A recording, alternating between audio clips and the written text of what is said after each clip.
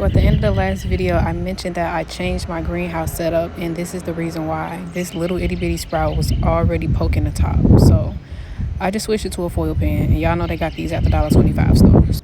But peep this growth process.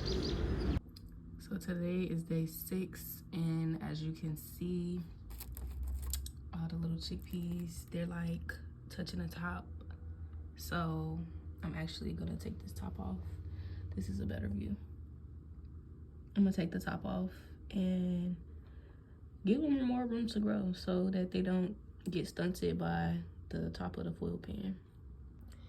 You can also see by looking at these water droplets how humid it is in here, and that's the whole point of a foil pan or a plastic wrap or whatever method you use. You need to get that greenhouse effect to make sure that there's enough humidity and warmth for the seeds to germinate. So yeah, here they go.